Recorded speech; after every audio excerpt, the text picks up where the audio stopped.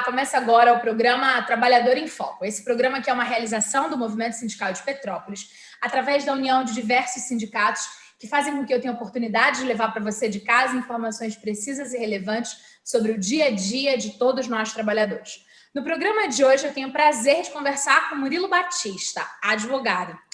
Ele não fala com a gente há um tempão, a gente gravava sempre presencial, mas assim, primeira vez que a gente grava. Muito prazer de volta, Murilo. E hoje, falando sobre correção do FGTS.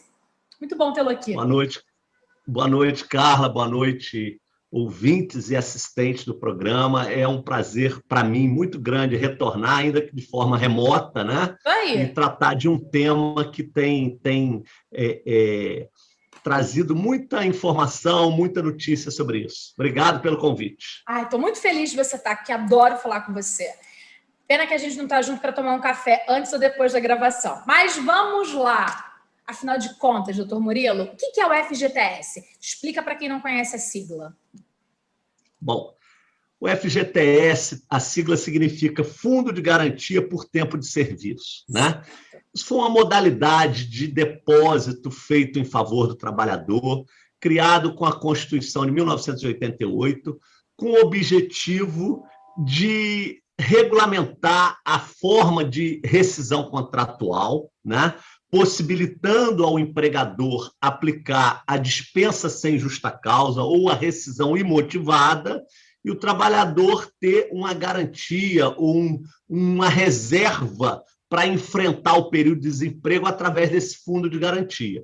E essa modalidade de sistema acabou por sepultar no nosso sistema jurídico a antiga estabilidade, né? A gente tinha na regra da CLT, antes do FGTS, uma modalidade de estabilidade no emprego, quando o trabalhador alcançava 9 anos e 6 meses, né? Que se arredondava para 10 anos de emprego, ele passava a ter estabilidade, ele não poderia mais ser demitido, né? E o Fundo de Garantia acabou com essa estabilidade, trazendo essa reserva econômica trocada pela garantia de emprego, pela estabilidade do emprego. Então, isso é o Fundo de Garantia. É uma nova modalidade de regramento para o contrato de trabalho e que, em tese, traz ao trabalhador uma poupança, um fundo de garantia para enfrentar a demissão imotivada. Perfeito. É um pé de meia institucional, já que muitas das vezes a gente não consegue guardar, porque o salário mínimo ou o salário qualquer que seja está sempre abaixo das nossas necessidades do dia a dia. Essa é uma poupança institucional. Não tem o que a gente fazer, né? Então, ela exatamente, é isso aí. Contudo, e aí eu queria entender que você falou para a gente aqui que ela pode ser retirada, o fundo de garantia por tempo de serviço, quando o contrato é encerrado, não é isso? Perfeito. Quando é demitido. Contudo, eu queria entender uma outra coisa. Eu ouvi por aí que, de vez em quando, pode pegar o fundo de garantia antes de ser demitido. Rolou isso agora na pandemia ou eu estou equivocada? Não, realmente, Carla, a lei do FGTS traz várias hipóteses em que você pode ter acesso ao FGTS, né? A regra geral é a dispensa sem justa causa, a dispensa imotivada. Essa dá acesso ao trabalhador de forma direta e imediata ao FGTS, né? Okay. Quando a gente apelida de pedido de demissão, mas, na verdade, é a demissão por iniciativa do próprio empregado, né? O empregado se desliga do empregador, ele não tem acesso imediato ao FGTS dele, porque a iniciativa foi do próprio empregado. É o apelidado e tecnicamente equivocado pedido de demissão, né? E porque tal como o empregador, quando não quer mais o serviço daquele empregado, ele demite motivadamente, o empregado, quando não quer mais, ele se desliga por iniciativa própria, né? Porque o pedido implicaria numa aceitação. Olha, eu não quero mais trabalhar, não, o senhor vai continuar trabalhando. Ótimo. Então, isso não existe, né? A iniciativa da demissão é do próprio empregado. E aí ele não tem acesso ao FGTS. Nesse caso, a lei traz, né, a previsão dele ter acesso ao FGTS corretido após 3 anos fora do sistema do FGTS. Então, se ele se demite por iniciativa própria, tem o fundo retido, depois de 3 anos ele tem acesso a esse fundo de garantia, dependendo da data de aniversário dele. É uma hipótese. para algumas moléstias graves, né? Uma moléstia. Moléstia grave, câncer, ok. Doença cardíaca. Okay. Eu não saberia enumerar todas elas, mas a lei do FGTS traz tudo isso. Okay. Você consegue ter acesso ao FGTS também, mesmo trabalhando, você tem acesso. Você tem hipótese na lei para aquisição da casa própria, você pode utilizar. Você tem acesso para amortizar prestações da casa própria. Você tem acesso quando há separação e um dos cônjuges ficou na casa, você necessita adquirir outra. Tem um rol de hipóteses bem taxativo na lei que permite ao trabalhador, mesmo não sendo demitido, acessar e sacar esse FGTS. Maravilha! Conseguimos entender que, assim, em via de regra, quando é demitido, salvo essas questões que é importante que, caso o nosso telespectador tenha interesse, que ele vá lá direto no site da Previdência Social para verificar essa questão. Agora, na verdade, na lei do FGTS, que traz todas as hipóteses de saque na vigência do contrato. Maravilha. Agora, muito a gente vem ouvindo falar a respeito da correção do FGTS. Trabalhadores que estão desde 1999 e aí tem uma correção porque os juros é diferente para tudo, vamos com calma. O que significa isso? Quem é que vai ser beneficiado? Como é que está andando isso? Para a gente ter uma informação assertiva para o nosso trabalhador. Conta para mim. Bom, isso tem chamado muita atenção, né? Porque os canais de mídias, né, via de regra, noticiam: trabalhador vai botar uma bolada de dinheiro no bolso, e coisas desse tipo, e que trazem aí esse burburinho sobre a matéria, né?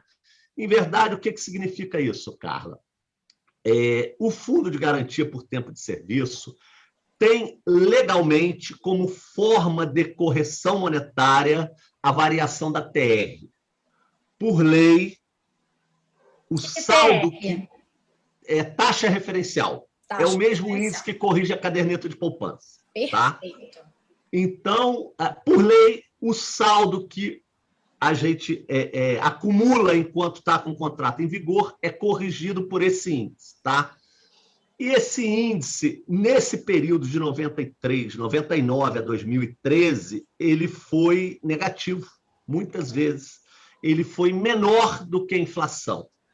Então, se criou a tese de que, se a inflação é só a correção monetária do dinheiro, o trabalhador está perdendo na medida em que o saldo de fundo de garantia dele não é corrigido sequer pela inflação. Ele está tendo um prejuízo grande, né? E essa tese colocada no Poder Judiciário por muitas demandas, e eu tive oportunidade de patrocinar várias delas, ela chegou no Superior Tribunal de Justiça, que é o STJ, e o STJ entendeu que, ainda que esse índice de correção não reflita a inflação, que ele seja injusto, mas ele é legal. E não caberia ao judiciário modificar um índice determinado legalmente através de lei própria. Então, o STJ julgou improcedente essa tese. Oi? Ele lavou as mãos.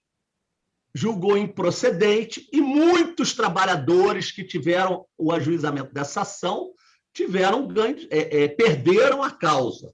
Entidades sindicais que entraram com ações coletivas, muitas demandas foram improcedentes. Tá? E depois, um processo foi admitido no STF, que é o que a gente ouviu falar, que teria um julgamento no dia 13 de maio. Certo. Esse recurso, um recurso de um processo, chegou ao Supremo Tribunal Federal, e o Supremo admitiu rever essa matéria.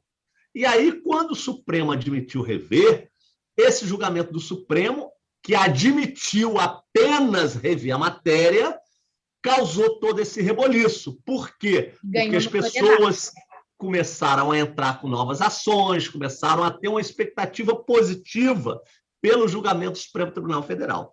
Então, o tema correção do FGTS é exatamente isso. O Supremo, a despeito do STJ, no momento pretérito, já ter se pronunciado de forma contrária, admitiu rever essa decisão. Então, isso é o que vai ser julgado no Supremo Tribunal Federal. Se é possível ou não o judiciário reconhecer a injustiça do índice e o prejuízo que é causado ao trabalhador, modificar esse índice de correção. Esse é o tema que a gente acredita com repercussão geral, que vai ser julgado pelo STF. Seria 13 de maio e foi adiado.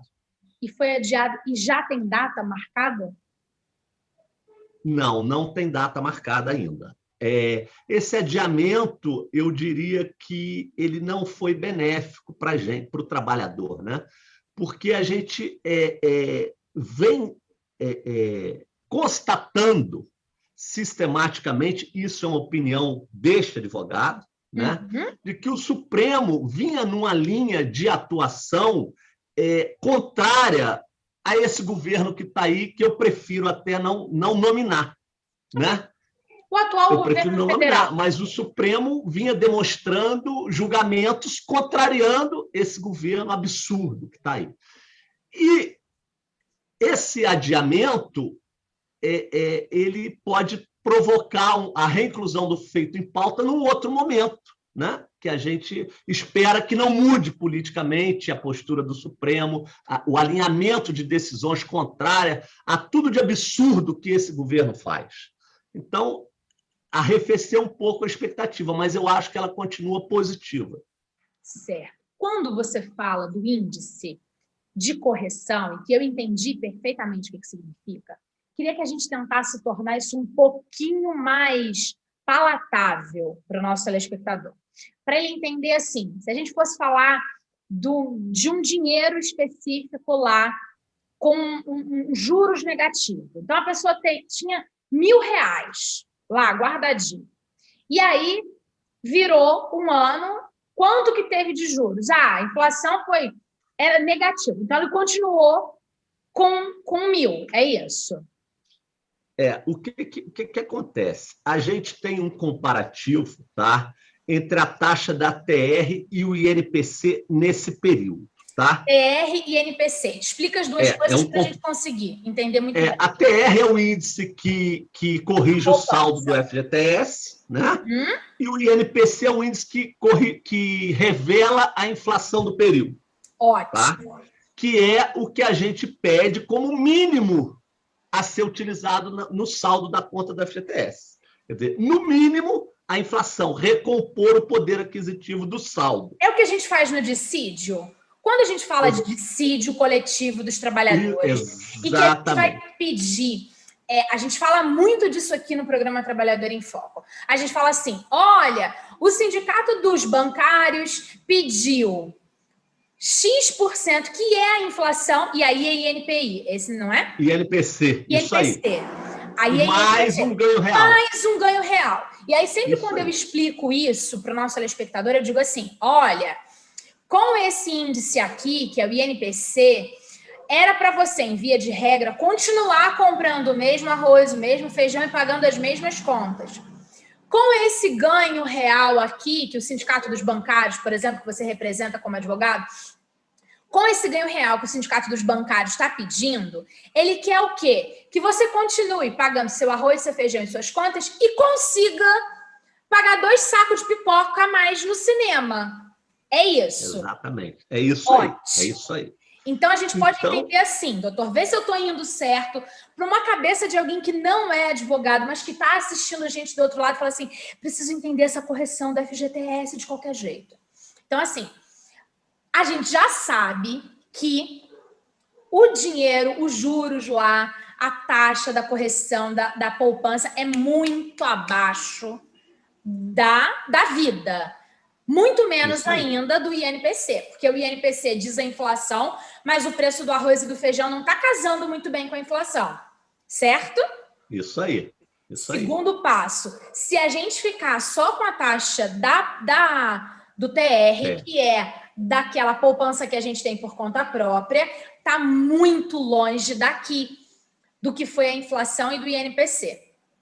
Significa, na prática, que o dinheiro que está guardado lá, ou estava guardado lá no fundo de garantia, em vez de ele estar crescendo e melhorando para a gente, quando comparado com a vida e com a inflação, ele estava sempre diminuindo.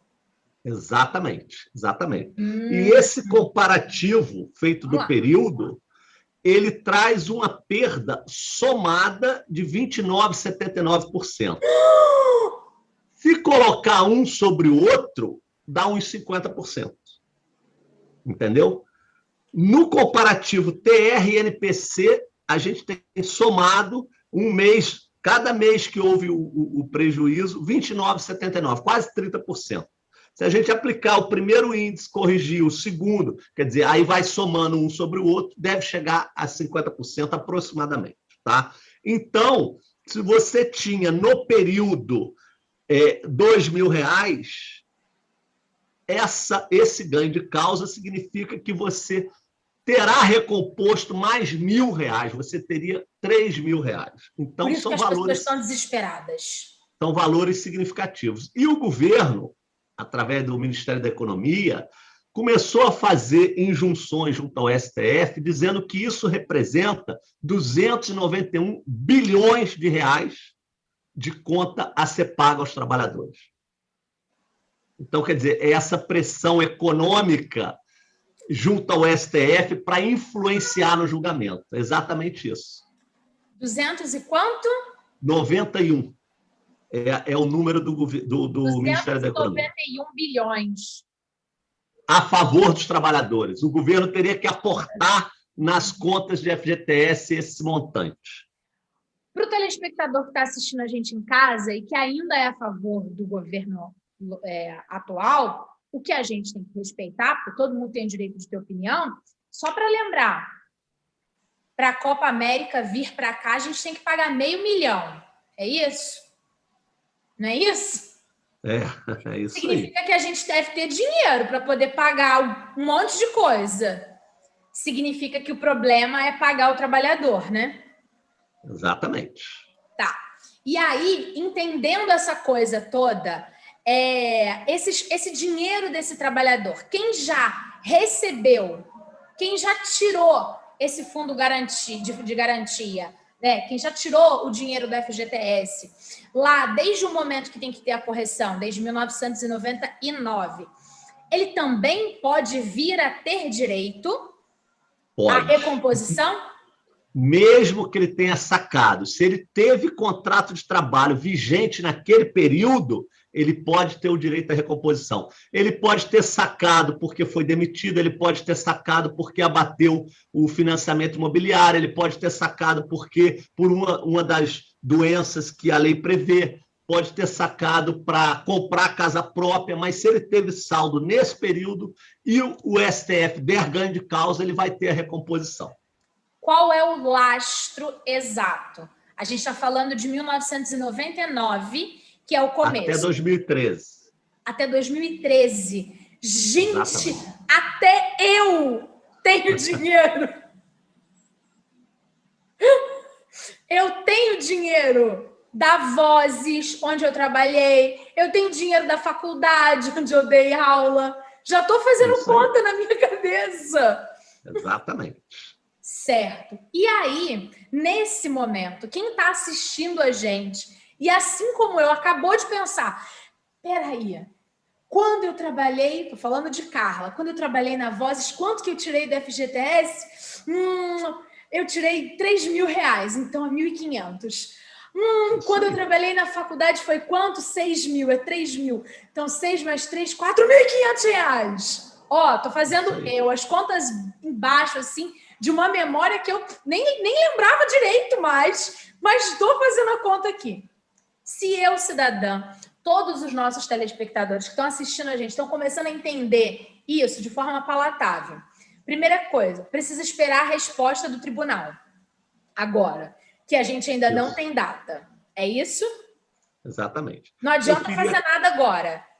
Eu queria fazer uma ressalva quanto a isso, viu, Carla? Veja bem. muito das notícias em mídias sociais, em WhatsApp, davam conta da necessidade de se ajuizar a ação até 13 de maio, quando seria o julgamento do Supremo. A gente ouviu muito isso, né? Não, tem que entrar, tem que correr, tem que ajuizar a ação, porque senão pode ficar de fora. É o que a gente mais ouvia, né? Então, o que eu queria dizer? Essa matéria, essa questão, ela não está líquida e certa, tá? Certo. Em verdade, são duas correntes de entendimento, tá? Certo. Umas divulgadas nessas matérias que incentivavam os trabalhadores a correr para ajuizar, que sustenta que o ajuizamento tem que ser antes do julgamento do STF. Certo. Quer dizer, isso provoca que os trabalhadores corram, ajuizem, para evitar a prescrição, né? Que seria a perda do direito por não ter entrado com a ação no prazo determinado. Ok? Então, essa é uma corrente que incentiva o ajuizamento de ações. Uma outra corrente, e eu diria que bastante abalizada até, tá?